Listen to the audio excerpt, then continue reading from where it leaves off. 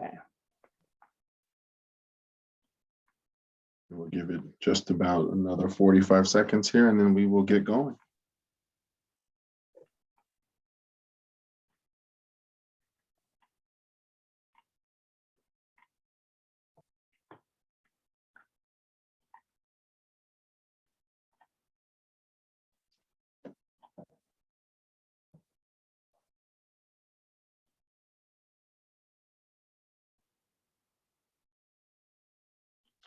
All right, in the interest of time, we're going to get going.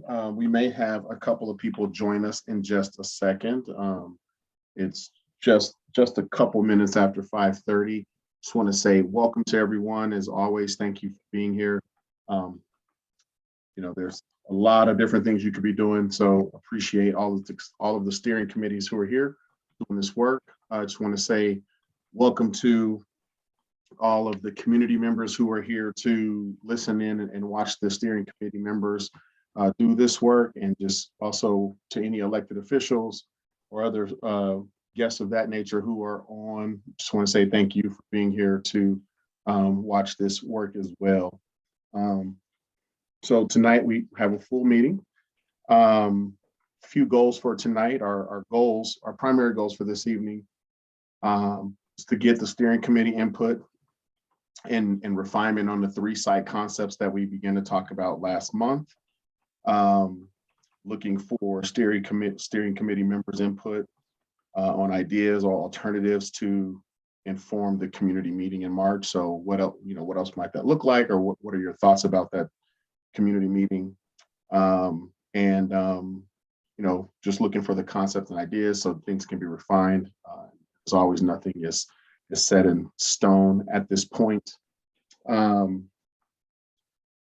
tonight, we'll have a couple of updates. We'll take a few moments to just see if there's any thoughts that the steering committee members have from last month's meetings, just if there was an aha moment that you had between now and then, or for those of you who are processors, if there was just one more idea or thought that you wanted to share. We'll take a couple of moments and make space for that. And then we'll jump into the meat of our agenda tonight. And so you'll have some discussion primers.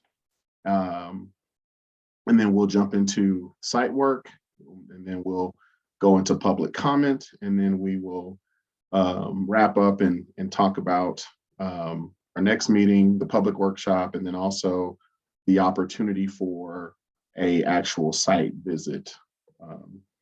So that being said, if you go to the next slide for me, please, Courtney. What are we doing? Our shared priorities, as always. Just a quick reminder on the work that the steering committee did last fall, which is leading the work that's happening here. And so just very quickly, as you guys have seen this several times, I'm not going to read it all for you, but just wanted to ground us in what we're doing, sharing the visioning process. As always, one of the most important things is the fact that, we can have really great dialogue, and, and we have the information being shared. Tonight, there's going to be several opportunities to share information. Sometimes we share information within the chat, which is great, but also want to make sure that you are sharing that information on out loud, and then also on the mural board that you'll have the opportunity to use tonight. Norma Page, who was a business advocate who served in the business advocacy role, had to step down for health reasons.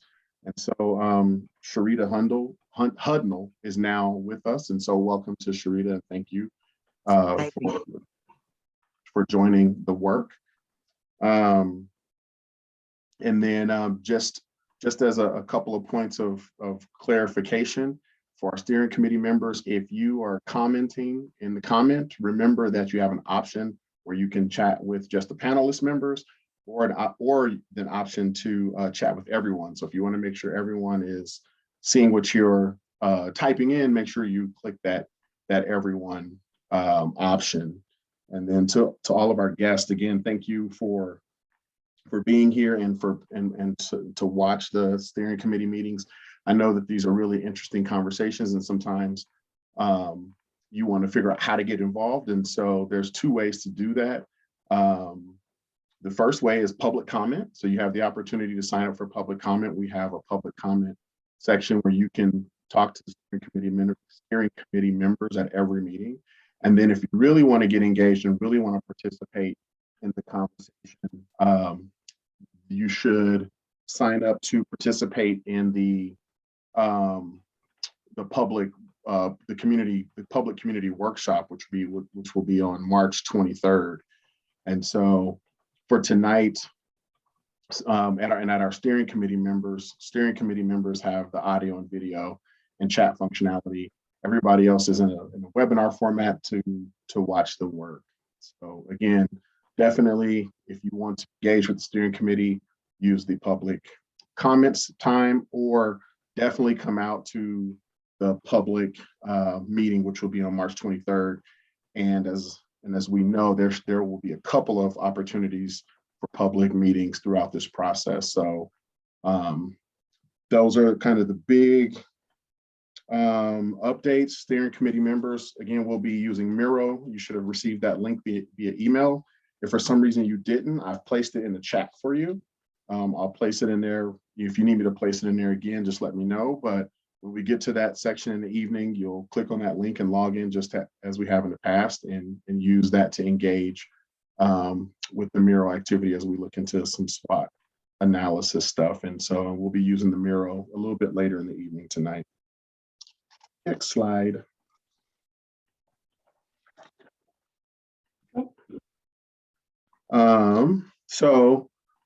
With that being said, we're going to jump into our meeting. But before we get into our affordable housing and primers for tonight, I wanted to just take a couple of minutes, open it up to steering committee members to see if you had any additional thoughts on the information from last month. If there were any additional thoughts or anything you wanted to add before moving on tonight. And if there are none, that's okay. Just wanted to create some space in the event that we had some processors who wanted to share one or two more things. And you can also feel free at this time to do that in the chat. Yeah, I have some Dr. additional. Ross, This is Imam Ali. All right, well, let's go with Imam first, and then the second person I didn't see you. Who was that? That's me, Rachel Coates. Okay, so we'll go with Imam and then Rachel. Yeah, my initial thoughts about the last meeting was concerning the park space. I think it's good that we're going to have park space. That's excellent, but I think we want to make sure that we have enough acreage to accommodate the attainable, affordable housing and the businesses. And 70 or 80 acres going to park space in addition to the 25 acres for the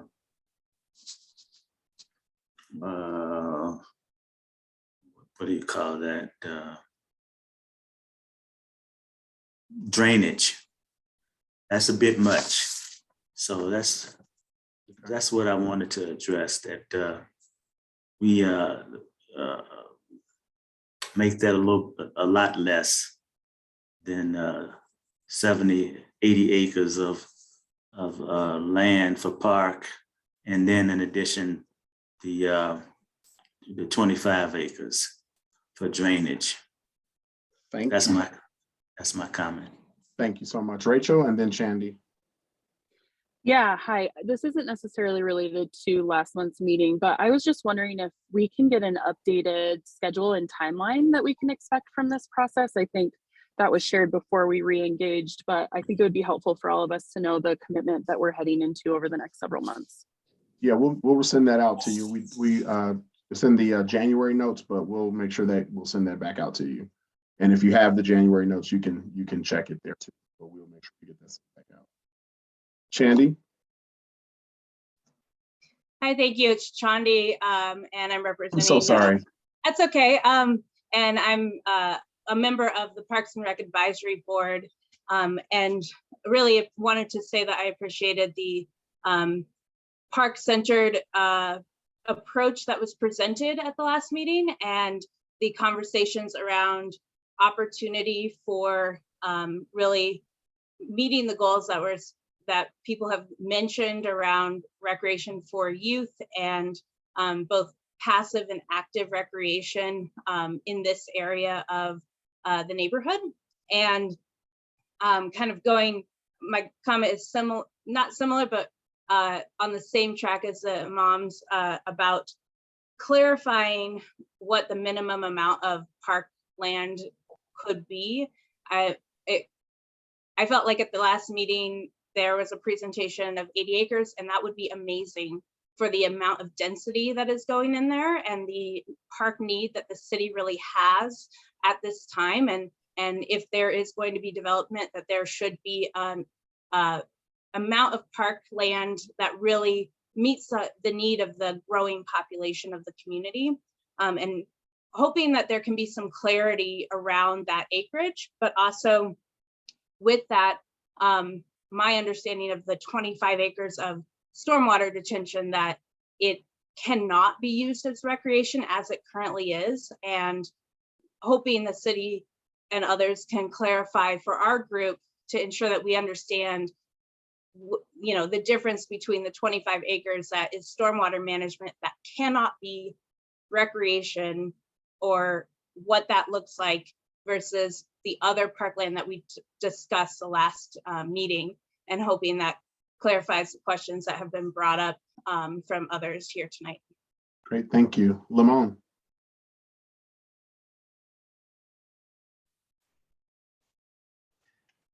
Hi there. My question is, with parks, I haven't seen anything in any of the presentations about how parks pay for themselves. So if that's appropriate for this conversation, or maybe a future presentation, I would like to see the numbers on how a park, for example, at the golf course would pay for itself if there were no housing options. Okay. Thank you. Got that question noted. All right. Well, great. Thank you so much. So we're gonna move into our primers, and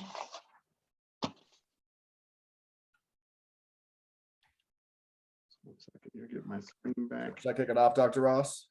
And I'm sorry, what'd you say, Brett? Oh, did you have your hand up? No, I'm. This is my Oh, there you primary. go. I'm Sorry. Yep, there you, Brad, you're good to go. Thank you. Sorry, I was changing screens. That's all right. Thank you very much. Good evening, steering committee members and guests. My name is Brad Weinig. I'm the director of catalytic partnerships with the city's Department of Housing Stability, or HOST, and I'm here to give a very brief primer on affordable housing that will hopefully help inform your conversations later this evening in this meeting and into the future. Courtney, I think go ahead and advance. I think you tried to give me control, but I'm fine with you. Yeah, thank you. Perfect. So real quickly, a host's role in this process is to serve as a resource and support and inform conversations between West Side as property owner and the broader community with respect to the jointly desired affordable housing outcomes. As those desires are agreed upon, our job is then to kind of document these commitments as much as we can and memorialize them in an affordable housing plan that would in all likelihood be attached to a broader development agreement that would speak to a variety of different kind of negotiated outcomes between West Side and the city should development move forward.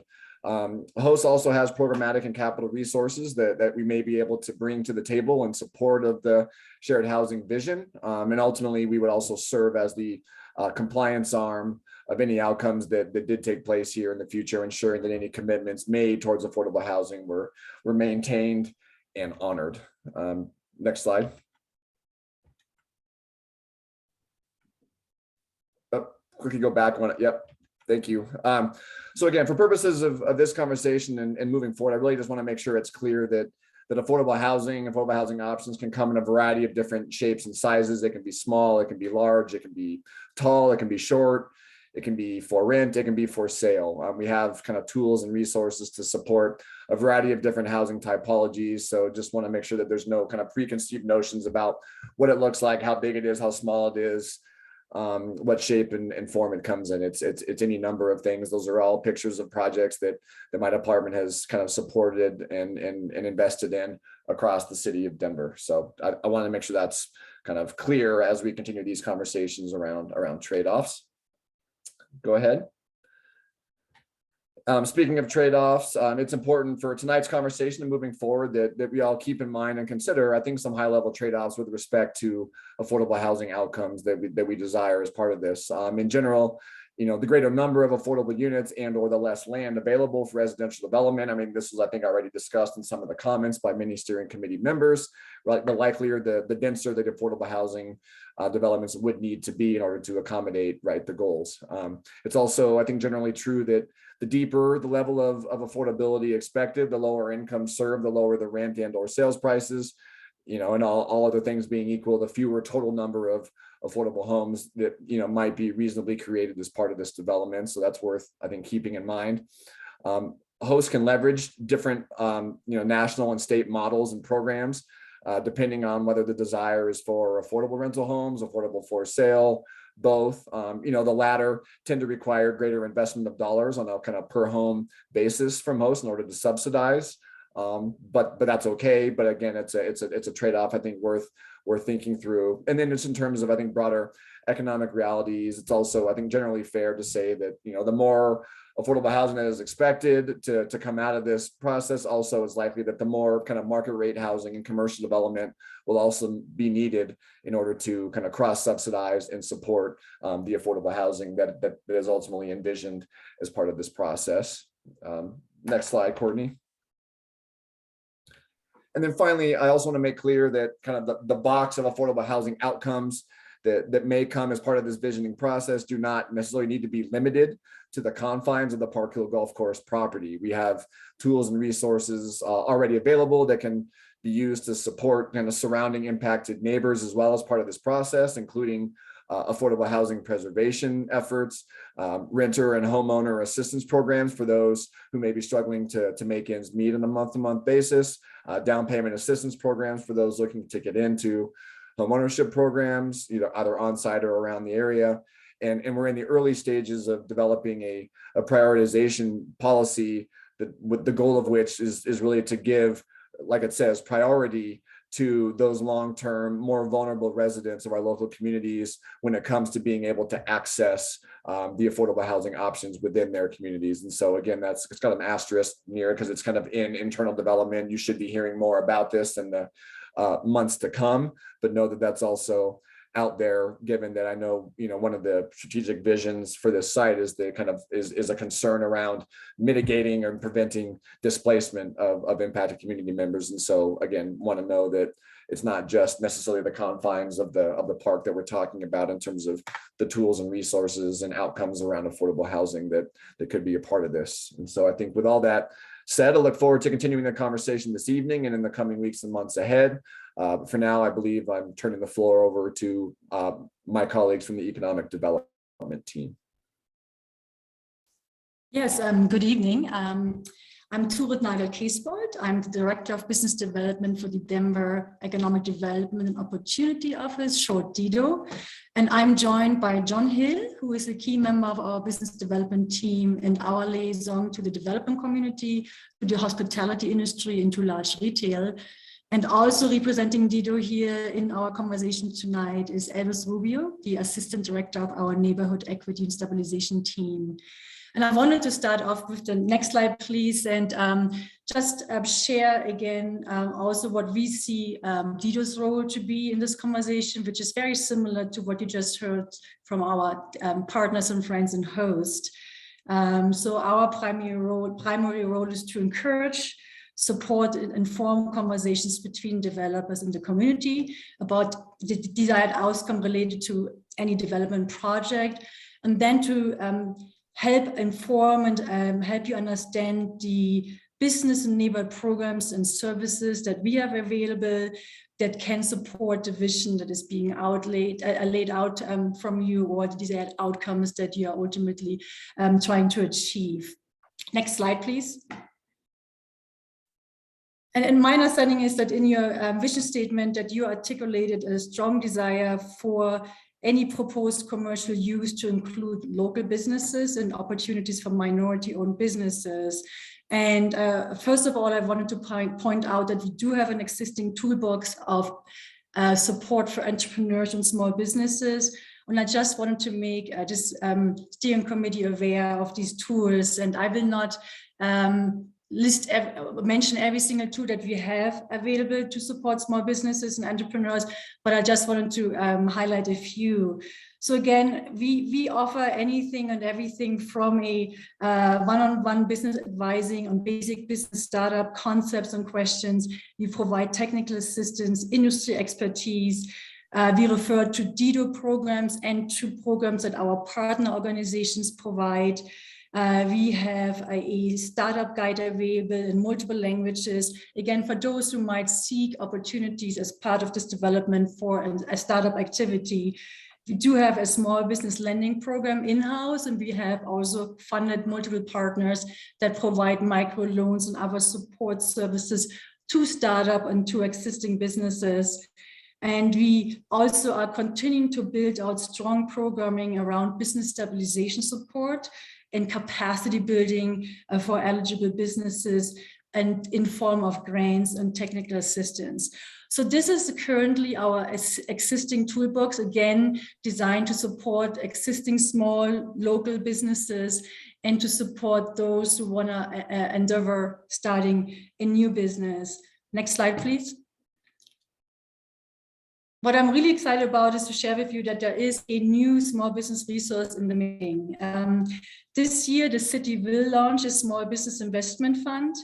That fund will be used for accessible loans, grants, technical assistance, and professional services for both existing small companies as well as entrepreneurs seeking to start, or businesses who are seeking to expand, restructure, or build capacity.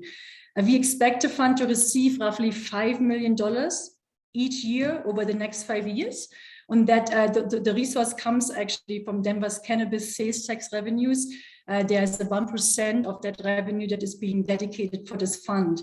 So this is probably one of our most robust small business tools that we are putting in place in quite some time. And I would encourage you to see this as a resource as you continue building your vision around this particular development and how you can incorporate opportunities for startups, for existing small businesses, and specifically for entrepreneurs and small businesses that have been historically underserved. With regard to this new fund, I can't share much more because we are in the midst of a procurement process. So we're currently having an RFP out to seek the right community partners to build this fund together with the city. But again, this is a program that we are planning to bring online this year. And it is, I think, as I said, a great resource. And with that, I'm passes on to my colleague, John Hill, who will talk a little bit about groceries. Thanks, Tora. Hi, everyone. So I am here tonight just to talk generally about grocery stores and really just to provide a framework as you consider the configuration of this site so that you have a greater understanding of what grocers of various sizes might look for, so that as you choose a path forward and as you choose the type of grocery option that you might consider, you have an understanding of sort of what various size grocers might look for. Just to give you a very quick framework, I just want to give you some dimensions of various grocers. So natural grocers, Trader Joe's, those are about 15 to 20,000 square foot stores. Sprouts, Whole Foods are typically 30 to 40,000 square foot stores. A smaller format King Supers can be as small as 50,000 square feet, while the large format like the Marketplace can come in around 125,000. Target and Walmart will generally run 125,000 to 150,000. So I wanted to just give you those frameworks because I'm going to talk a bit about various sizes. As you are considering what this site will ultimately look like, you may want to think about the needs of these various grocers, if that's the path you choose to take. So a 30 to 50,000 square foot standalone store would usually require a minimum of 2 to 3 acres with a site that's got a little bit of a lot depth to it. If you were to look at something like a shopping center anchored by a larger format grocer, that's going to run closer to a minimum of 5 acres. So, as I said, just some things to think about as you're thinking about configurations. What these grocers are looking for, first and foremost, developable raw land, which you certainly have here. Suitably sized land parcels, which we just discussed. Visibility and access. So what we're talking about there is these operators are looking for highly visible sites with a lot of traffic and multiple access points. So large busy corners are really what they look for and what they hope to build upon. And again, as I said, lot depth, which essentially just means that, just like any store you'll see where there will be the parking lots up front, the store in the back. So you just want to make sure that if that's the path that you choose to take, that sites such as that would be available. So that is about all. I guess I would just say that Dito is not advocating either for or against. We just wanted to give you the framework around that. Thanks so much. Before we move on to mobility, Elvis, is there something you wanted to mention? Sure. Just more so, Nest is really here to help and connect to resources. We really like to be a convener and connector. So if you need any resources or possibility of connection or have questions, please feel free to reach out. We're here to provide any assistance that we can. And Elvis, for those who aren't familiar with Nest, can you Absolutely. tell us what the acronym is and what that means? Yeah, absolutely. Neighborhood equity and stabilization. I apologize. We're used to speaking in acronyms in the city. So NEST stands for Neighborhood Equity and Stabilization. Thank you.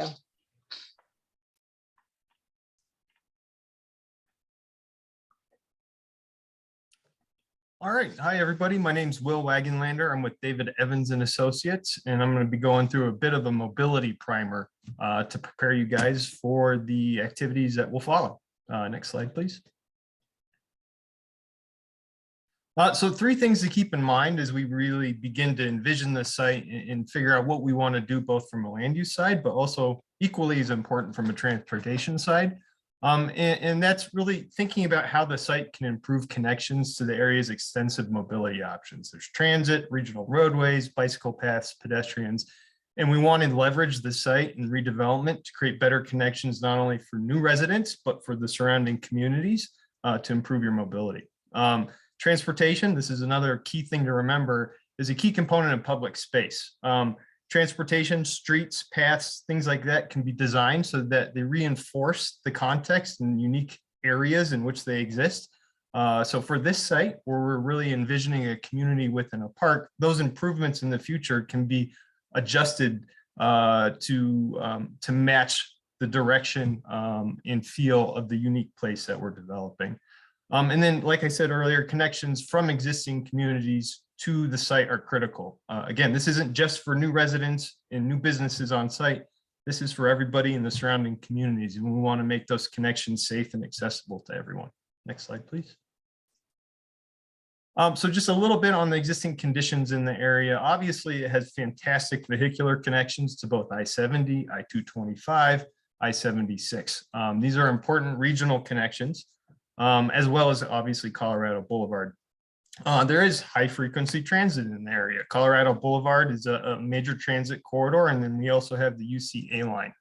Colorado has also been identified as a future high capacity transit corridor meaning that there could be enhanced transit on the future, which would dovetail nicely with the transit station there and what we're kind of trying to do with affordable housing and the park amenities that could be found in the area. Most of this area exists within the Denver's traditional north-south street grid. And that provides a number of options for access to the site. So that's something to consider at each of those block edges. That is an opportunity for pedestrian and bike connections to the site. And then right now the site really functions as a barrier to connectivity, especially from the southeast portion of the site. And three things to think about: safety. Most crashes in the area can occur along Colorado Boulevard. It's part of Denver's high injury network. So that's something to consider as we think about how folks from Clayton and Elyria, Swansea to access the site across Colorado Boulevard. We want to make sure that's safe. Transit is really important in the area. As we all know, during COVID, there was a huge reduction in transit ridership. Area-wide, it was 70%, but in our study area, it was 50%. So it was a much less of a reduction, and it really points to the importance of transit for the communities. And then a little bit about pedestrians. Surrounding sidewalks don't meet city standards. They're the attached sidewalks that you guys are probably familiar with. And these kind of function as a site barrier to connectivity, primarily for pedestrians. Next slide, please. So as we get into the activity later this evening, I wanted to provide a bit of a framework of how you could kind of approach transportation when we get into the visioning. So really thinking about where do you want to go and where do you want to, and where are you coming from? Obviously this isn't meant to be complete, but the 40th and Colorado Transit Station, Colorado Boulevard, new and existing development that could be implemented on the site, Dahlia Square, I-70. And then thinking about how you get there. And that's when we talk about modes. What routes are you taking? Are you walking, rolling? Are you biking, driving, using transit? Are you a big scooter fan? Are you using shared transportation like Uber and Lyft? And then once you answer that question, really understanding, well, what transportation improvements will serve my distinct and different needs?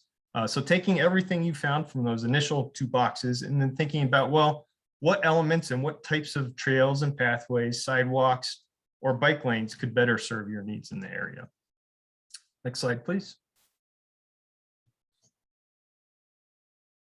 So I just wanted to provide some examples, food for thought as we get into the visioning later. You might be familiar with some of these images. Up above, you see 29th Avenue in the Central Park neighborhood.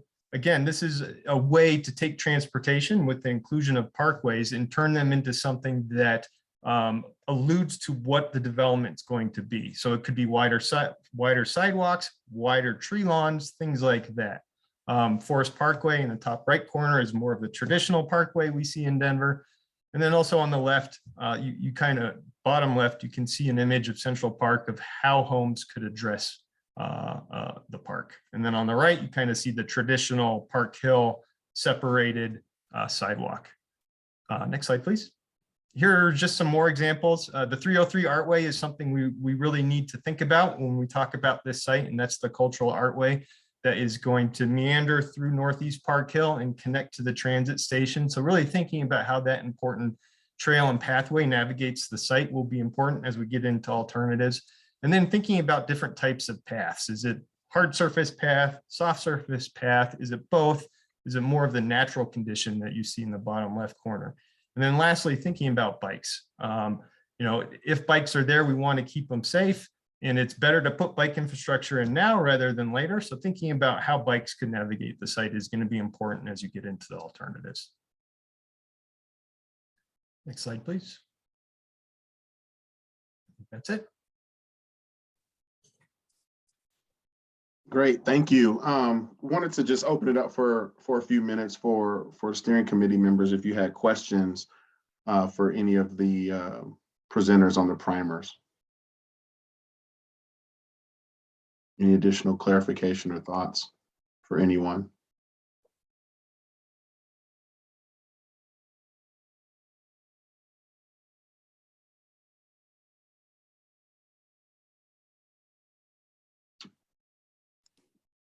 Yeah, I'd like some clarification on the drainage. There seems to be some issue with whether or not they can be used by people in the community. Right now, people are using it for slides, and they even ride their bikes on on the drainage property. All right, And so, so wanted to get some clarification on that. all right, so I'm gonna put that one in our parking lot, Imam, and get an answer and get that out to you guys. I see that in the chat quite a bit. Are there any thoughts or questions as it relates to the primers we just seen? And if not, that's okay. We'll, you know, if you have them as we come up, we'll move into the conversation. I have a few questions. Let's see here. This is Patty. Patty. All right, got you, Patty. I was just taking some notes, and I was just, in regards to those business loans for the diverse community, like I was just curious how they're gonna market it to our community and who's gonna be working with that money. I have some experience in banking before, and like I know like the processes, the SBA loans, etc. What is gonna be the criteria? And I guess this is probably not for this conversation, but maybe for like more information to come, just to make sure that people know that they're available. Yeah, I will share so that we can share in the chat some links to some of the material that I alluded to in my slide, so that we can share with you the criteria for our existing programs, and then again these new programs that we are launching, the design of the lending program, the design of the technical assistance, the design of the grants and professional services support. All of that will be developed in collaboration with that community partner or a group of community partners that will launch that program together with the city. But for our existing programs, I'm happy to share the program descriptions, etc., for you to review. Thank you. And then I have two more things that I wrote down. So on the bike lines, which I am fully for, I ride my bike all the time, but I have noticed, because I do live in Park Hill East Side, and when they built the bike line on 35th, I know that a lot of our neighbors have to park elsewhere and their cars have been stolen because of that, and they haven't seen it. So I just, well, I'm a full support of this. I just feel like a lot of the neighbors, they don't have other places to park their cars other than in front of their house. So I feel like that we need to provide solutions for that. Just so you guys are aware. I just know I live here and I know what's happening. And then on the sidewalks that you guys put in the pictures, those sidewalks are definitely not Park Hill East Side. Those look more like the South Side. So like we don't really, definitely our sidewalks are really small. But anyway, just wanted to point that out. Awesome, thank you. Yeah, and if I could jump in, Patty, you're correct. It is that attached condition that you guys kind of deal with, where you don't have that separation in Northeast Park Hill. Yep. And we have, I think a lot of questions will be, start to become a little bit more clear, and hopefully we'll get even more questions after our consultants walk through some site framework concept ideas. Yep. Are there any other initial reactions or basic questions from the primers we've heard?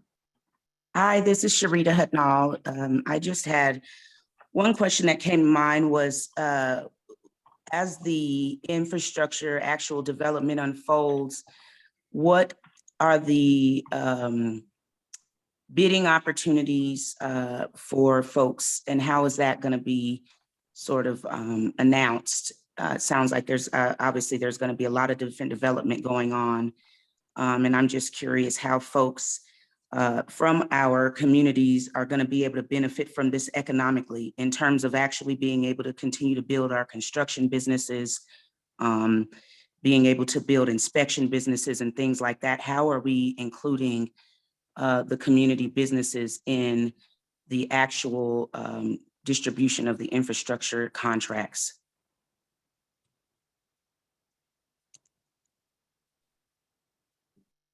Tourid, or the loans, you guys want to take that question, or is there a process that you currently use in other places? Let me just clarify the question. If you're talking about opportunities to participate in the development of the site through some of the services, I wonder if that is a question for us or for ultimately the developer. But in order, but to maybe the part of the question I can answer is, as somebody is trying to build capacity to potentially participate in opportunities, that is where we can certainly, through technical assistance, through lending, through some of our business capacity building program, that's where we can be of support. If I could jump in really quick, Dr. Ross, I think it was a really great question and really good thought. I think that's a type of thing that we potentially would want to explore having as a recommendation in an area plan, which then we would have to kind of figure out actually how it works, right? I mean, that idea is a really critical one that we heard during the visioning process for community capacity building. So I think it's a really great thought, something that we could think about how we put that in the plan and then figure out how to actually then implement it. All right, great. So I'll include that in my parking lot notes so we don't lose track of that. So we're going to shift and move into the site concept presentation.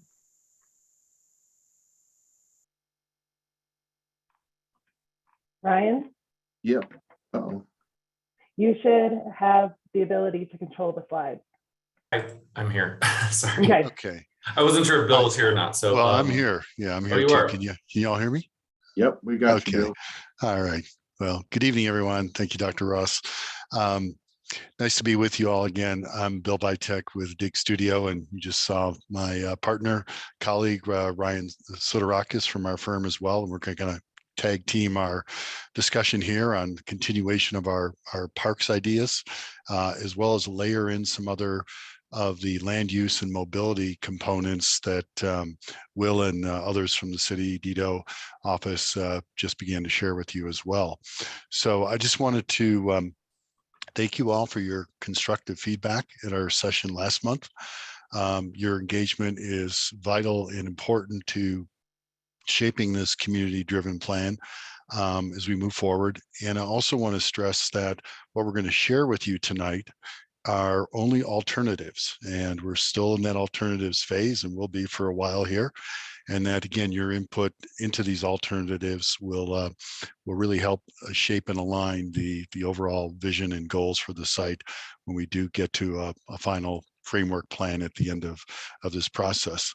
So the reality is, we've done these kinds of planning processes many times, you know, that it's never the first plan is the one that ends up. It's an iterative process of back and forth and dialogue and engagement and great input from the community. So we're looking forward to that as we continue to move forward. So I wanted to start in the next slide. I wanted to start by just where we left off last month with this notion of our parks first approach. As this will be the largest, land use component of the overall site. Last month we talked about it really a kind of a 40,000 foot level of how a park could begin to be organized. Owen from City Parks Department, I think, gave you a great primer as well on the process that the Parks Department goes through and what will ultimately lead to a further detailed master planning process for the park itself. But we started or left off with these kind of bigger kind of vision concepts of how a park could potentially be situated on the site.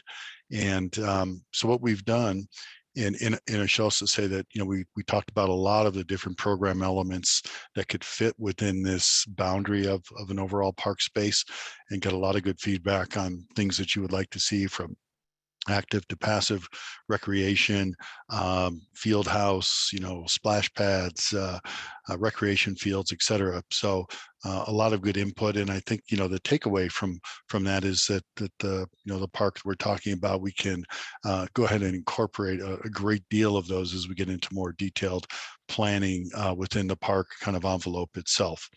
So tonight we're going to share with you some alternatives that begin to layer in a further clarity to the shape and alignment of the park, again, which is our park's first biggest component here. And so how that might in more reality begin to work with drainage patterns, existing tree configurations, the existing edges and buffers to the property. And so we're going to share with you some layouts or some kind of organizational layouts for those parks.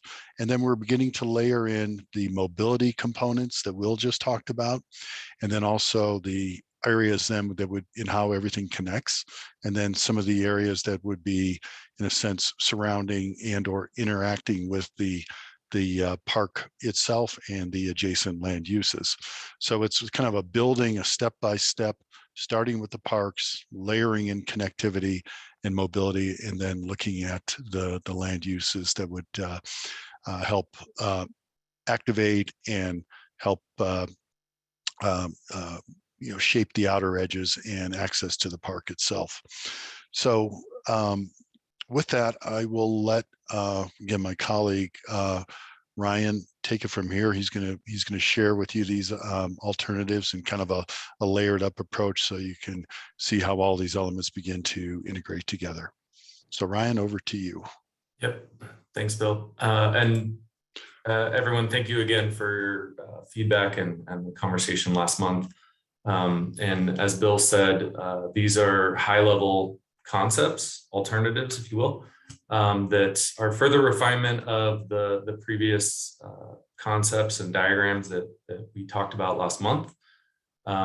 For discussion purposes, we've given each of them a name, and as we walk through these, we'll talk about some of the characteristics that are different. So some things to keep in mind as we go through this will be the overall layout and shaping of the park space, the mobility connections, and access to the overall site and the parks themselves, and future potential other development patterns as well. So starting with concept one, calling it the greenway option. So following sort of a more linear greenway through the site that runs from southwest to northeast up to the regional detention area.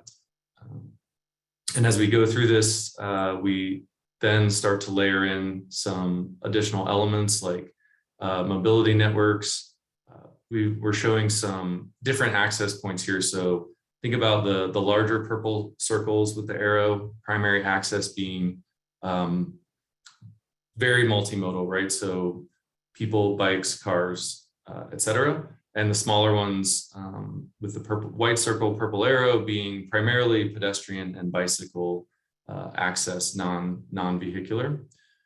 So this option starts to show how there's access from the north and south. Internal street networks may border the park along the edges. This option also really gets at preserving the largest amount of high-value trees that are on the site that have been identified in the previous work. And also important here is that there are no vehicular connections across the site, right? So street networks are either from Colorado and 40th or from 35th and 38th on the southeast side. You'll also see in these the potential for the 303 Artway in the future to come down from the station down Albion Street and into the site and on to the east. And then layering in potential for future community development. A key characteristic of this concept is that it concentrates development primarily mixed use and commercial at 40th in Colorado, closest to the rail station, with park access and visibility from the southwest corner at 35th in Colorado, and some limited residential development on both the east and west sides, the ability for the Artway to become a feature of the park and meander its way through. This concept gets to about 70 to 75 acres of park space. And this, again, does not include the regional detention. So just the darker green that you see here, the park area would follow the sort of existing drainage patterns that flow from southwest to northeast and would be approximately 70 to 75 acres. And then we'll go through all three of these, and then we'll have a slide with all three of them side by side. So that'll help with discussion and conversation. Concept 2 is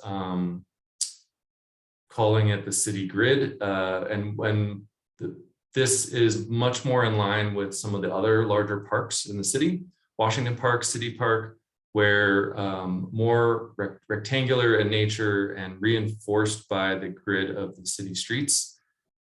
A much larger presence at the southwest corner also preserves many of the existing high-value trees on the site. And this option potentially gets to 80 to 85 acres of park space. Layering in, again, no direct vehicular connections across the site in either direction, access along Colorado or from 40th and Albion, or only from 38th and Dahlia on the east side. Again, though, an important feature of all of these is there are the secondary pedestrian and bicycle connections from the south, from all of the existing streets. And another difference between from the last concept to this is that this could potentially create a mixed-use commercial hub or retail center at 38th in Colorado, more centrally located along this stretch of Colorado, and could really serve as a really unique gateway to the park.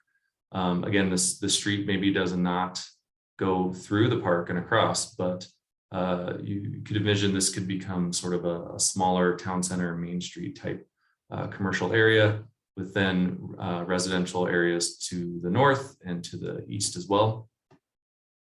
Also, potentially the extension of Albion Street into the site, and the 303 Artway along that could be a really unique feature and characteristic of this boundary between the future community uses and the park space to the east. And then concept 3, bit of a different approach here, is 70 to 80 acres of park space generally, but both opening up to the east and the west and most of the south, and a little bit more disconnected park space, but connected through a system of parkways that references some of the other neighborhoods on the east side of the city, where parkways connect parks. And then I want to stress that there's a lot of different ways these parkways might take shape, into the future. This is, again, a high-level concept. This doesn't necessarily mean they are 17th Avenue, 6th Avenue parkways that are very wide, sort of green strip in the middle. These could be much more contemporary, but a key defining element of this concept is that there is a network of routes that do bisect the site, so both north, south, and east, west, and help to shape both the parks and future community uses. The Artway, again, you can see in the yellow, and then using those park spaces to shape where future development could occur. And important here is that a commercial retail hub is centered more at the south at 35th in Colorado. And that is a large difference from the other options. I think that I covered all the main points there. So here we go with all three sort of side by side, which hopefully is helpful to see the differences and the different characteristics of each, the different shaping of the park spaces. I don't know if Bill or anyone, you have anything to add to that, or if we want to roll into some conversation about these. Yeah, no, Ryan, nice job. I would just add that again, these are alternatives and purposeful in kind of their different arrangement of parkland and land uses within the overall property itself. So we want to use these as a tool for dialogue and exchange and feedback. And again, I think, if reality is of this process is that the end is usually when we get to a final plan is based on great input from the community and ends up being some combination of all of these initial ideas. So into the comment that was made earlier as well, or in the chat about integration of the drainage area and the drainage basin in the upper northeast corner. Yes, I mean, there's certainly not going to be a fence around that would keep that from being kind of a connected piece of more natural open space that would tie to the overall, darker greener park swaths that we're showing here. That would be more of the active recreation elements like we talked about at our meeting last month. So there'll certainly be the opportunity, we believe, to build some trails and or connections, loops around that drainage basin so that it may have a different landscape character, and it won't have ball fields in the bottom of the drainage basin, but it will have a connectivity through trails that can make it feel a part of the bigger park system. So I know that's been a thread of question in the chat. So, and I would also add that the idea is we've now layered in, you can again see the prominence of the park overall in terms of just the size, but we've begun to layer in the mobility networks and the potential areas for development for land uses. That I think all of these ideas are clearly intended to support the prevailing vision principles that Dr. Ross started the meeting with, in terms of not just creating, the first one was not just creating this large park, but things that address the affordable housing, addressing the need for grocery and fresh food, and create obviously opportunities for businesses, local businesses, to locate and thrive as well. So all of those principles begin to get layered in when we look at all of the components that shape this plan. So if there are questions, I'd be happy to entertain those or move on to our next, or clarity on any one of these concepts. I know we're going to do a kind of a mural board exercise coming up, but happy to answer any overall questions if there are those right now. Rachel, you have a question? Yeah, hi. I'm just curious, I know the current mobility study included pretty old data and indicated that, the latest record was dropped due to COVID. I know there's a lot of transit-oriented development planned around this area, and I'm wondering if we can expect an updated mobility study to include the plan development and just the higher density that would be included in these potential plans as well, and how that might look, or if that's being considered. Hi, Rachel. Yeah, thanks for your comment. Are you alluding to the possible new development at 40th in Colorado? Yeah, and I think just in general, there's a lot of property being sold on the other side of Colorado, and we know there's warehouse space that can be looked at as well. But yes, just the general development in the area.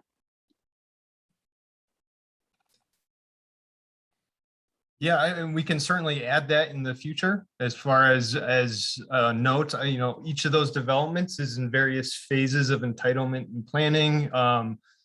So, until it's firm, it's hard to include that. But I will say that, as part of our follow-on studies within the mobility bucket, we'll be looking at impacts to the surrounding neighborhood.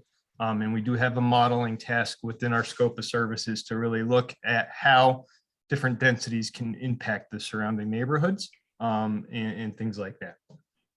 Thank you. I just know that traffic backs up to like 35th in Colorado currently. And so I just expect with 1,000 or more potential new residences on this land, not to mention the others that I brought up, it seems pretty devastating from a traffic perspective. Definitely understand, and that's part of our process, is to understand what those impacts could be. I will say that with 40th and Colorado rail station there, and with transit, and with some of the development that is planned near the station that is affordable housing, and perhaps on this site, that those populations don't, there's actually a parking reduction in the city code for affordable housing. So definitely understand the concern, and we'll take a harder look at that as we get into more detail.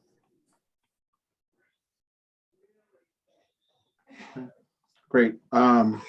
Seeing some comments and a thought. Lamone, would you like to expand, and then we'll come back to you, Mom? So 40th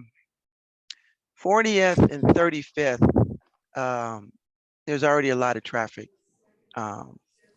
going up and down 40th.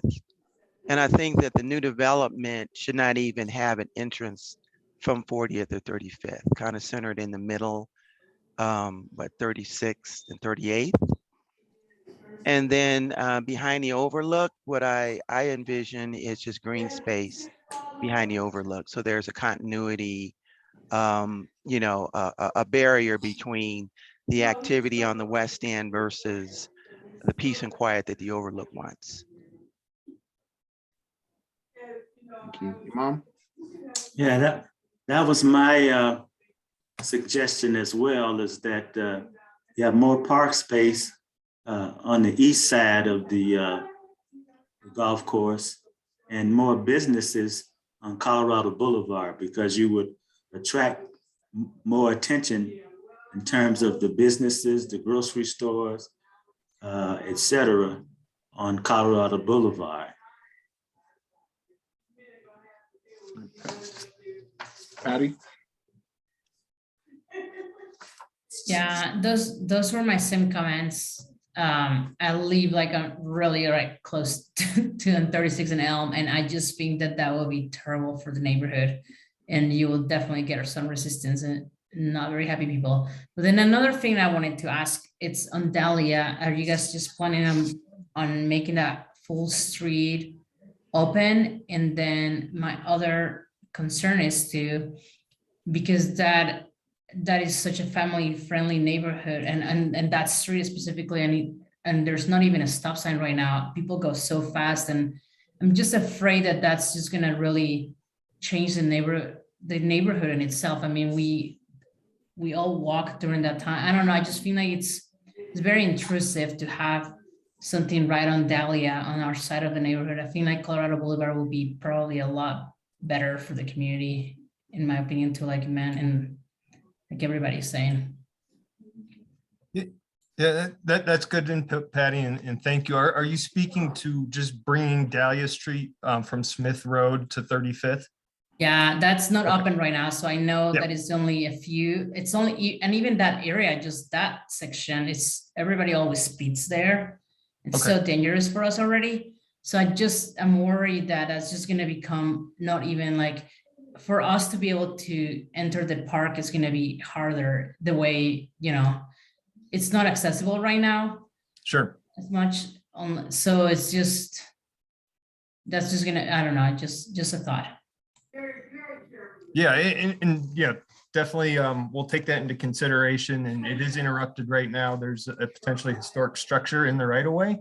So that's an issue to contend with for sure. But I think that's the feedback we're looking, specific about, we have families out there. These are considerations that we want you to involve in these alternatives. So I think that level of detail is what we're looking for. And I know we're taking close notes right now. So thank you. Thank you. Yeah. Sean? Oh, goes that Bill? Bill, go Yeah, ahead. I'm sorry. Well, I was just going to add to Will's comment, and Patty, good question. And I did want to point out to everybody that, again, that we are aware that there are drainage easements, water line easements, other kind of utility easements, the potential historic structure that Will just mentioned currently in what would be considered the Dahlia right of way. So, all of those things, as we continue to refine these alternatives in a more detailed plan, we'll be taking those into consideration. We're starting at the much bigger, higher level, but the kind of feedback that you're giving is great. Really appreciate it. So, sorry, I didn't mean to cut off who was next there. Oh, no, you're good. Thank you. Sean, and then David. Yeah, I just wanted to respond to a couple comments. I agree with Patty, but I think on Dahlia, if that does get connected, is that going to turn into Holly, which is going to make it even busier because it does have the I-70 connection. So I'd be a little concerned there.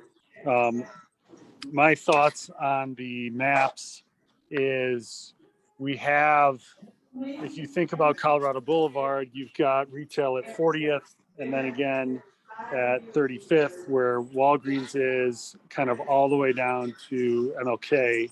And I think it would probably make more sense to connect to those existing retail versus one in the middle, like in the city grid drawing. And those are just my comments. My question is, could you elaborate a little more on the intention for the orange? I think the red is like traditional retail, but what really would go into an orange area? That's all. Yeah, let me, good comments on the connectivity again and relative to the land use designation. Yes, the red is kind of commercial activity. The orange is what we're referring as mixed use residential. So primarily residential. And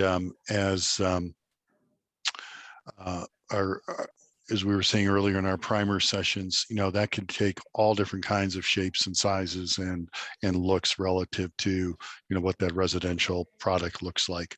But I think the orange is really, might have some components of live work or opportunities for small mixed use commercial within it, but it would be primarily, it could be, for example, a housing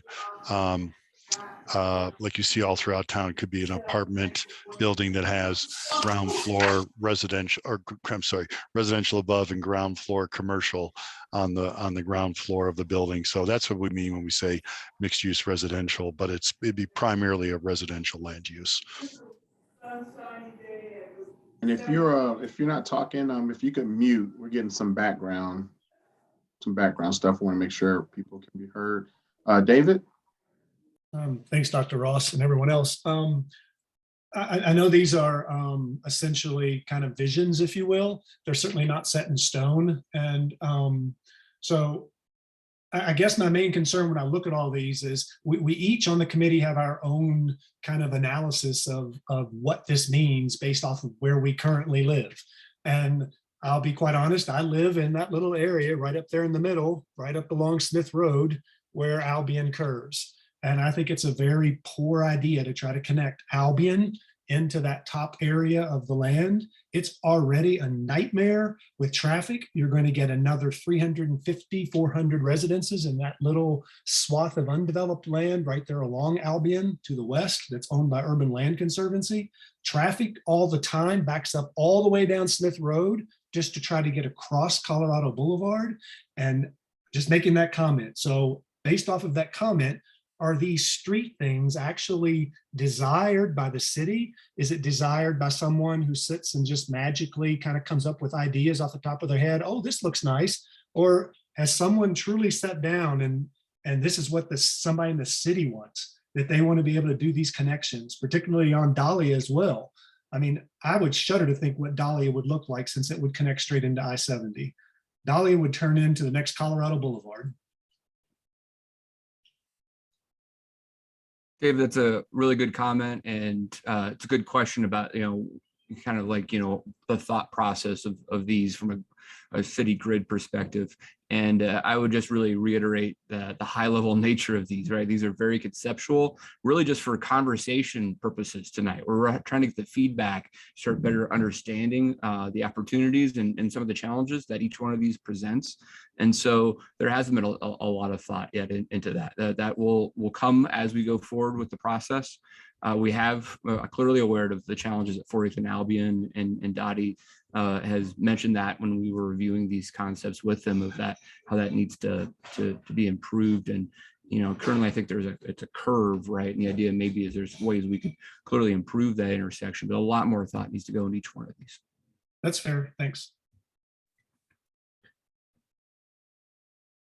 Other thoughts, questions?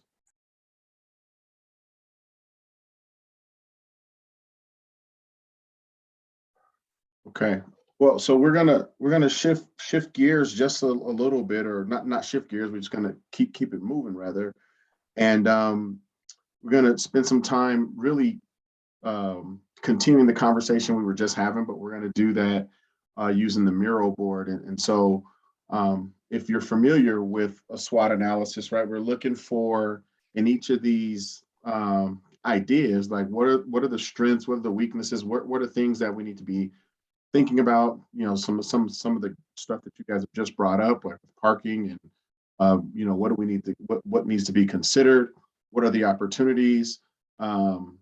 What seemed, really great? What were the strongest aspects of it? And then obviously, what are some things that definitely need to go back to the drawing board and think about? And so, as we're doing that, you'll be able to access your Miro board. We'll have that pulled up, and everybody will be able to use it at the same time, so you don't have to worry about that. And so when you get to your Miro board, you'll see each kind of concept, and so you'll spend time on that.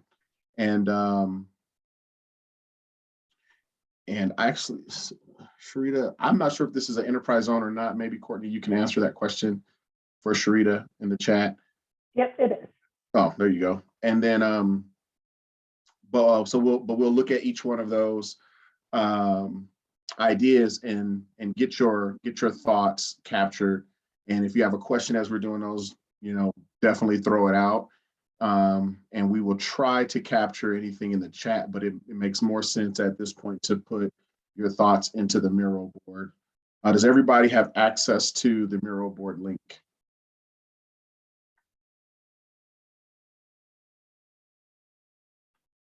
And then Courtney, let's see here. Let me change my screen before I ask that. You already put it up. That's why I need to change my screen. So the first one we're looking at is the concept one, the Greenway. So there again, the strengths, weaknesses, opportunities, challenges, your general, any thoughts that you have as it relates to that. And then we'll spend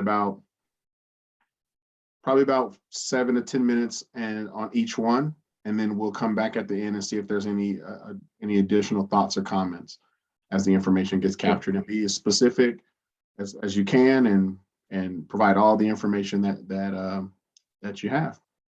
Okay.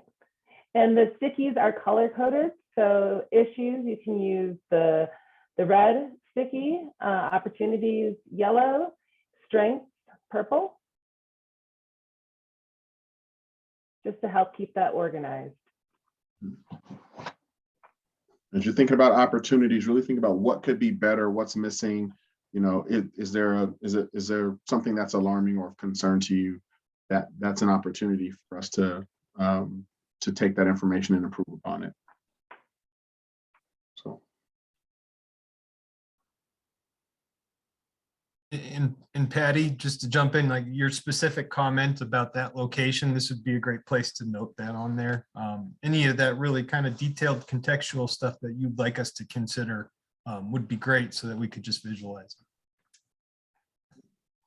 All right, so take about 7 to 10 minutes on this, and then we'll come back in a few minutes and ask you to move to the next one. And if you get done a little bit early, grab some more, take a quick break, and then we'll move to the next one. Courtney, did you email it? How did you send the link? The link is in the chat, and it's also in the email that I sent out. And I will post it in the chat real quick again, so you have access to it right now.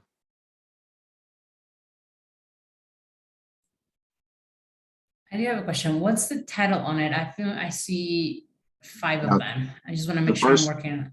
The first one is number 1, Greenway. So concept 1. And we'll just move in numerical order. Patty, was that your question or were you asking? Because I think there are different Miro boards, and I think we're looking at the one that's titled PHGC Steering Committee Framework Analysis. Is that correct? Yes, that's what I was asking because there's like a few of them already in there. So thank you for. Yep. Sorry about that. Yes. Thank you, Kenneth. Yeah. Those other ones were the Miro boards used for the visioning process back in August. I tried to make it clear, the title of this one. So Courtney, if we use the Miro boards in the last exercise we did a couple months ago or in the last time around, shouldn't we already have an account and be able to get onto this? Yeah. Yep, you should just be able to use your email. Okay, so, yeah, it's telling me, well, I don't know, maybe someone can kind of go offline with me and help me out with this because I'm not seeing myself on this. Okay. The same with me. It said I already used my email. Yeah, that's what it told me. It said my email's already been used, which is probably because I set up an account, but when I Yeah, I'm click on having the link- same issue. I'm having the same issue with it. Yeah.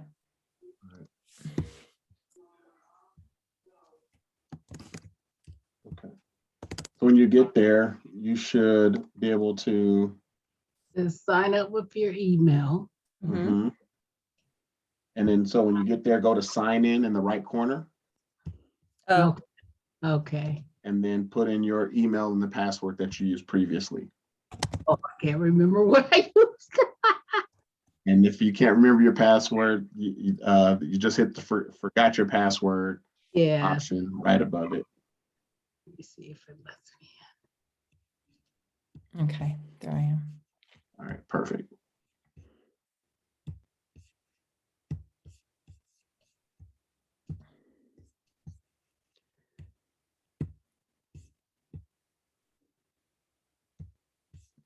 Okay, so now we're on the first board. All right. Will this be open just in case because I'm having trouble getting in, but it's probably because I'm in a different computer that I need to be, but will this be open for us to make comments later, I guess? I guess it's always open. Yes, you'll be able to log in.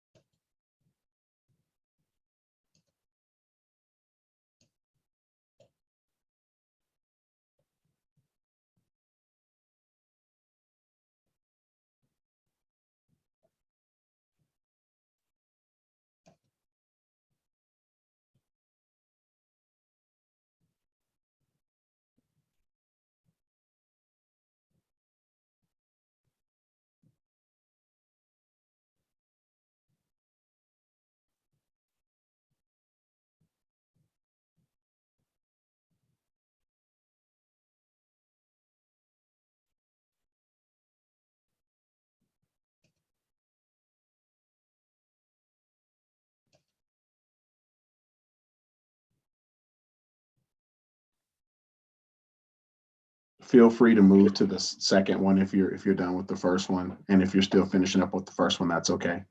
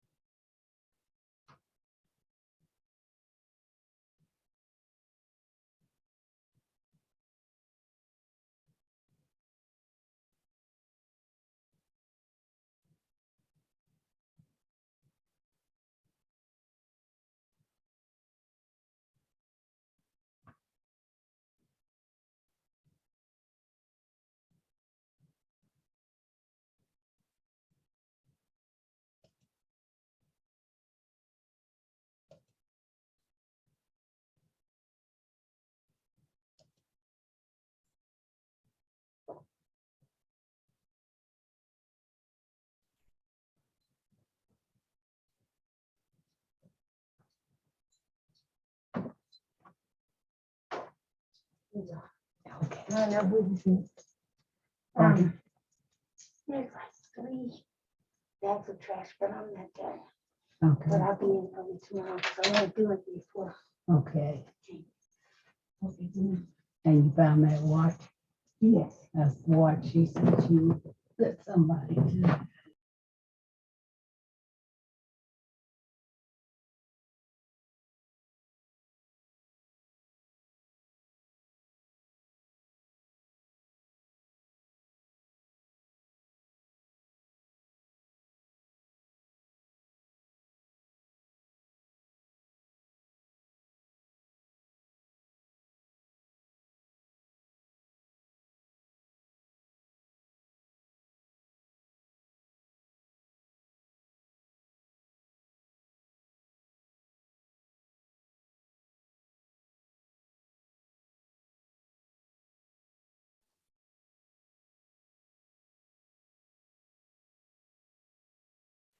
Just looking at the screen, it looks like some of you may be done. So just feel free to move forward if you get done. By now, everybody should be on the second example.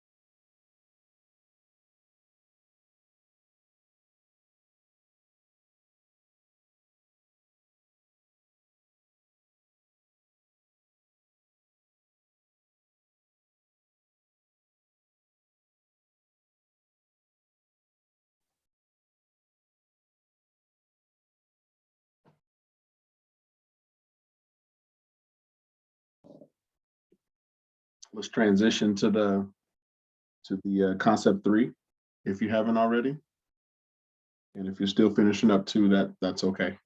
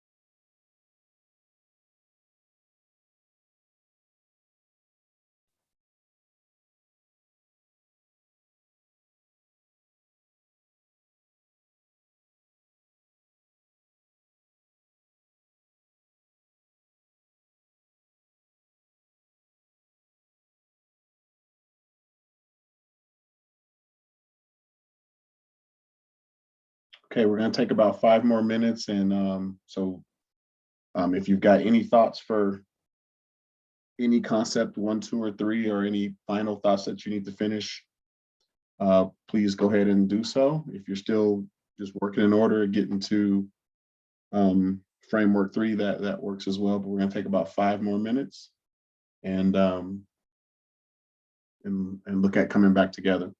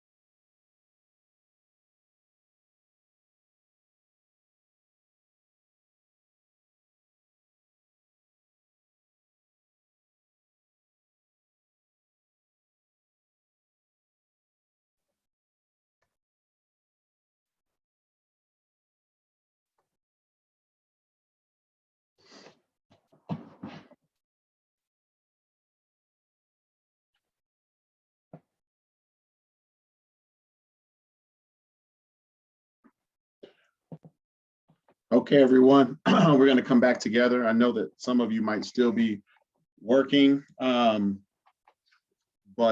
you can definitely come back to the mural board a little bit later if there's a thought that you want to add, or if you want to, if it just feels better for you to put your comments in like a Microsoft Word doc by each concept and email it to Courtney, you can do that as well. But if you're going to do that, please, follow up fairly quickly, because all of this information will be used to help refine the concept ideas before the community workshop later this month. So we'll have our presenters kind of talk about how this will be used, and kind of the next steps. But before that, just wanted to just open it up and just kind of provide an opportunity for anybody to share thoughts on anything that they put down, or just additional thoughts on any of the concepts that you may have before we move on, especially if you didn't get to use Miro the way you wanted to. Is there anything that you want to share at this time?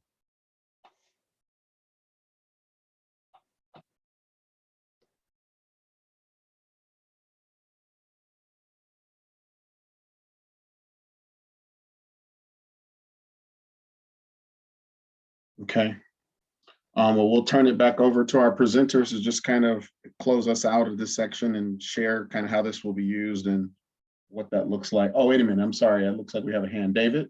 Yeah, sorry, it was a last minute kind of thought that No may or may not, problem. which may or may not be able to be answered. But why is it, and I know there's people who absolutely don't mind that northwest corner is marked as colored in terms of development mixed use. But why is it that that's such a high target area to develop / bring in business, whatever, when it's such a horrible intersection, an intersection that has nearly killed people and pedestrians and cars on more than one occasion? I mean, I just don't understand why that's such a high target area for all three of these. That's the common element across all three of them. Yeah, David, Yeah. I'm sorry. That's a great, comment. And I think that, we do acknowledge that safety is really important. I think the proximity to the 40th and Colorado rail station. So focusing future development in close proximity to mobility options. So giving folks the ability to not take their cars, but understanding that, yes, there might need to be some safety improvements at the area, but encouraging that mobility shift to utilizing transit options, I think, is one of the thinking behind these concepts. Yeah, Courtney, I think you're spot on. The adjacency to the transit station provides that mobility choice for folks. The other thing is from a market perspective, and this is just an observation and not an opinion, but development tends to occur, commercial development tends to like to occur at intersections with high volumes. But I think Courtney has a great point, and David, you bring up a good point too. Is there improvements for that intersection that need to be considered if development is to go in and future density is increased in the area? Sean? Yeah, I apologize. I couldn't be on the mural board, but I will add some comments. One thing that I think is missing here is a discussion. I'm thinking of Fairfax and 29th, where I would call it almost, incubator retail, light retail. And I know the park there, it's not a park. I know that was contentious, but I think that there are some good businesses there, historical and new, and something like that off Colorado, on the east side, where it's a light retail, it's a neighborhood feel, and it allows for those incubator small businesses to develop. And I wanted to throw that comment out there, is that where there's a mix of as Bill said, you know, the yellow could be all sorts of things. Is it an area to do affordable housing or, you know, light housing with light retail? So I kind of wanted to throw that out. That's all. Yes. Thank you. Bill, do you want to kind of close this section out? No, thank you for the range of comments here. I'm glad to see a good balance of strengths and opportunities along with the challenges we have in red. So it's not, you know, it's good to see these feedback coming in. It's kind of hard to read a lot of them at the scale here, but no, we will take this input, as Dr. Ross and others have said, and digest this and help shape our broader discussion with the in our public session coming up later this month with the open community. So I just want to thank you for your feedback. A lot of good comments here in the chat as well, and so, you know, please keep it coming. And as again, many of us have said already, you know, this is an iterative process in terms of starting somewhere, putting some ideas. Starting somewhere and putting ideas out there, and getting feedback, and getting not only the steering committee for all your hard work and engagement here, but now taking this the next step to the community meeting later in the month. So thank you for all the input. I know Courtney or David, or is there anything else you wanted to add as well to the mural board comments? No, well said, Bill. We have a lot of work ahead of us, don't we? Yeah. For our really valuable comments here, and a lot of really good ideas. I hope to see if we could make some important changes here to be able to vet these further with the community. Yeah. Yeah. Just kind of feedback we're looking for. Thank you. Thank you. So we're going to shift gears and go to our public comment section. Want to make sure we get our speakers in for the committee this evening. We have 5 speakers, and the first person that we have is Maria Flora. Thank you. Oh, you're on? Okay, perfect. Maria, you have 2 minutes. The floor is yours. Thank you for being here.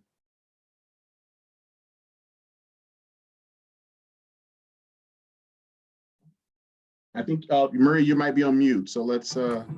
It's Maria. Oh, I'm sorry, Maria. Maria Flora, thank you so much. I had a little trouble with this session. I can't read the sticky notes from sitting out here in the peanut gallery, and I can only see the chats to everyone. So that's pretty frustrating. But this session makes me even more determined to fight to preserve the conservation easement on the Park Hill Golf Course. Last month, the steering committee presentation rolled out the potential of a regional park, which would be 80 acres plus. This month, we're hearing 70 acres in the first and third plans. And so that just reminds me that without this conservation easement, we have absolutely no leverage to maximize the open space on this property. And we're being led around by the nose is the way I feel. This process also is totally ignoring what's going on around the Park Hill Golf Course. It's as if the Park Hill Golf Course is a bubble, and we're not talking about anything that's happening around the 40th and Colorado station. That's because I believe that the developer Westside is driving this process, and we're planning in a vacuum. There's no discussion of what's happening in the way of affordable housing in the vicinity. There's no discussion of the 24 properties around the 40th and Colorado station that are in the hands of other developers. There's no discussion of the retail that's going in. There's no discussion of the environmental impact of losing this open space. There's no discussion of traffic, and there's no discussion of the metropolitan district that's going to have to be used to fund the infrastructure and the effect that that's going to have on the mill levy and therefore the tax burden of any potential development.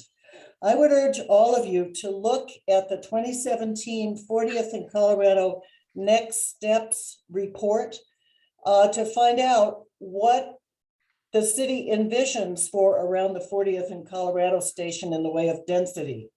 Because it's going to mushroom, we're going to have a mini city up there, and we're going to need this open space more than ever. And I thank you all for listening. Thank you, Maria.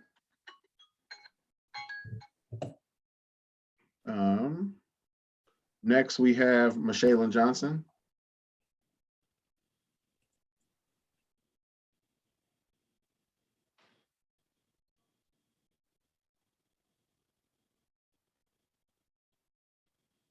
Do we have Michelle? I'm sorry. I was on mute when I just spoke. I don't see Michelle in the attendees list. Okay. I did allow Kevin. Yep. So we got Kevin. Kevin, you have 2 minutes, sir. Thank you for being here. Thank you for giving me this time. My comments are informed by 44 years of working on housing issues, affordable housing issues in the state, and specifically here in Denver. Just by way of background, in 2018, I chaired the city's Housing Advisory Committee, and we came up with the first of several 5-year housing plans. The main issue there had to do with affordable housing. And today, 2022, affordable housing is still the issue. Even now, so you can't pick up a newspaper in this city or in this state or in this country without seeing that. We have a housing crisis in Denver, like most American cities. However, we do not have a park crisis. We have a food desert in Northeast Denver, and we need a place to shop. I admire the city going through this process. I found this evening's exercise admirable. It takes time, and all we have to do is look at the 20-year development of the Stapleton neighborhoods. I think it was shown earlier. The question isn't a park or housing or commercial, it's and. We can do all of these things. And I'm happy to be a part of it, even as an attendee. And I'll have more to say and demonstrate on the 23rd when the larger public gets a chance to weigh in. Thank you very much. Thank you. Thank you so much, sir. Next up, I have Robert Greer. Yeah, hi, everybody. Thanks for letting me talk. So yeah, a couple things. I think focusing on bikeability of the area is really important. I do want to make sure that there are connections from Park Hill to the 40th and Colorado Station as far as micromobility goes, biking, e-biking, scooters. I'm disappointed to hear a lot of comments in favor of putting more parking in. It's kind of funny, you hear that a lot from the people who also claim to be in favor of the environment, but I think there's a lot of misconceptions about what that actually entails. There's a lot of older people who grew up in a car-based society and seem to think that there's a way to make that sustainable, and that's just not really true according to the IPCC. Definitely recommend that people look at the IPCC report on spatial planning and human settlement. I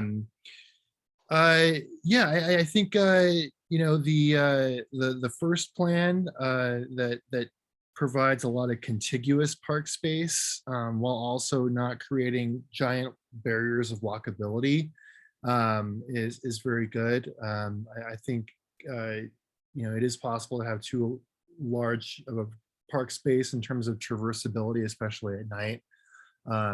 Central Park in New York is a wonderful park for a lot of reasons, but because it is so wide, it does pose a bit of a walking barrier compared to others. So I think the modern trend of having a kind of like more linear park where it's still wide enough for people playing soccer or frisbee or whatever but not so wide that it's scary to walk across at night is good. So I'm glad to see that that is still in consideration here. So yeah, that's about all I had to say. Thank you. Thank you.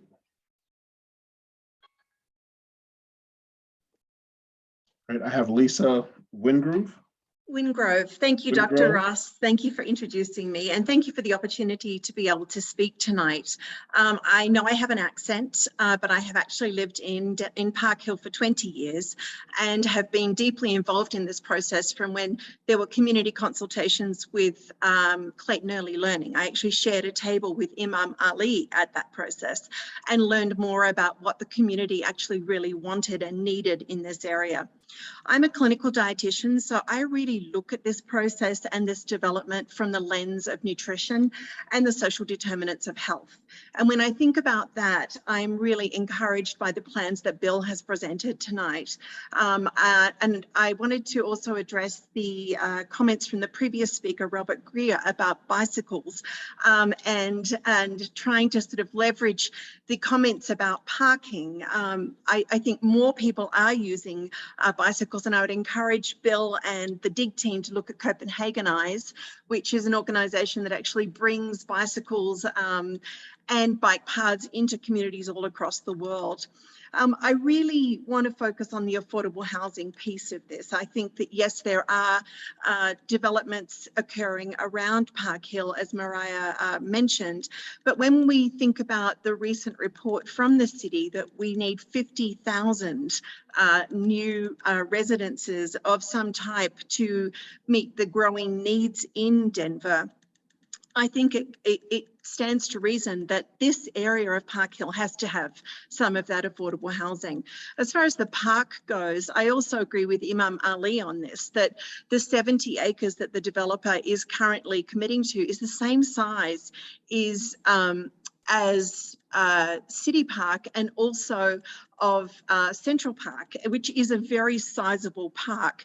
And I want to make sure that we do have enough space there for affordable housing and to provide the resources that go along with that affordable housing, whether it be a community garden and a teaching kitchen and the jobs hub and a creative hub. I think all of those things are really important. So while we do have City Park, which is the biggest park in Denver, I'm sorry, Lisa, you've reached your time.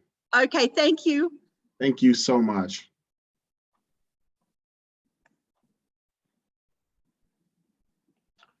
All right, thank you. That completes our public comment section for this evening.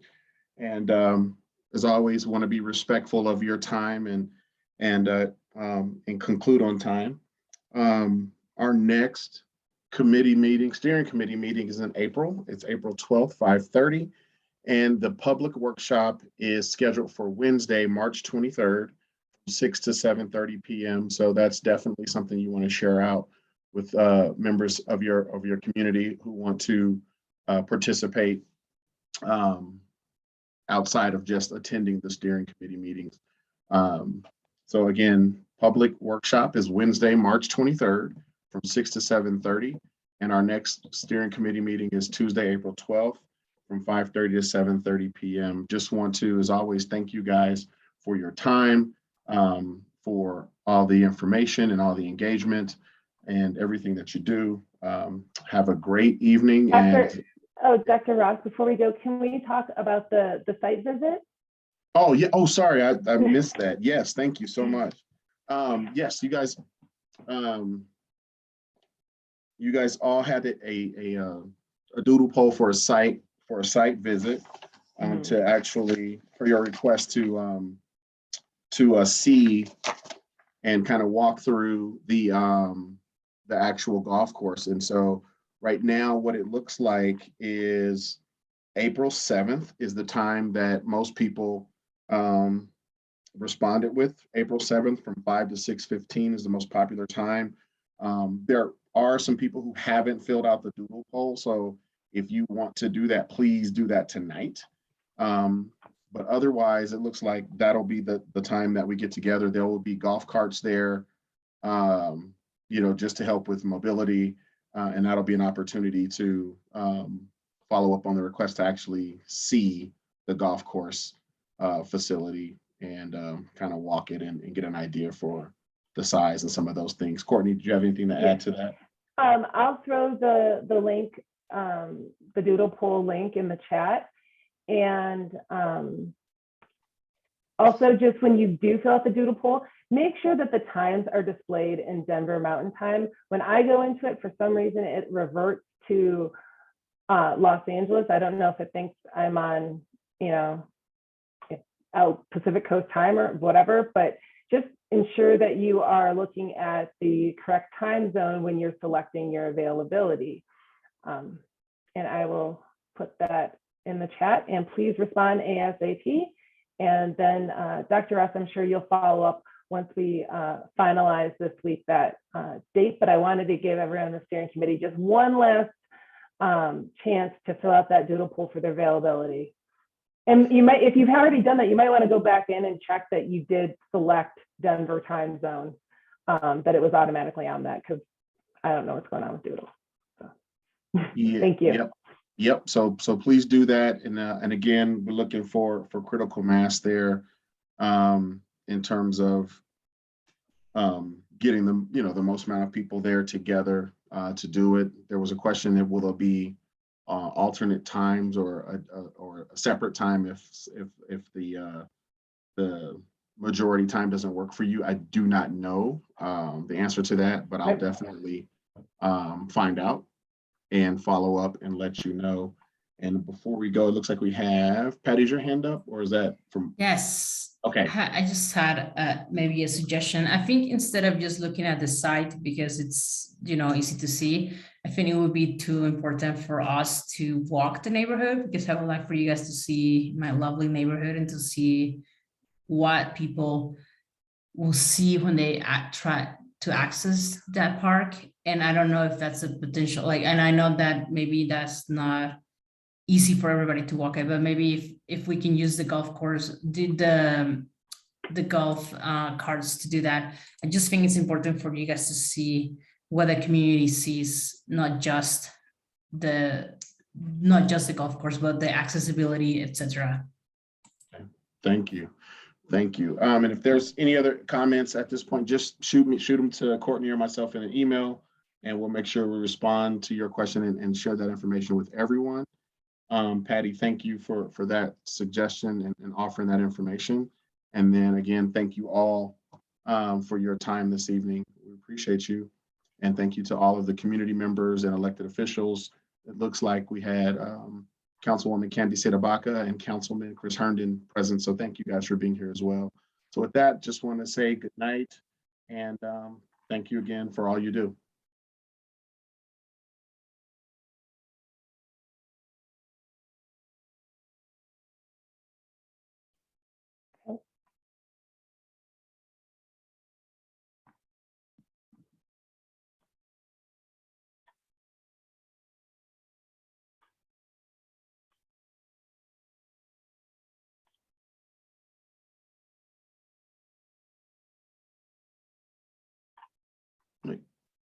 All right. And I will stop the recording.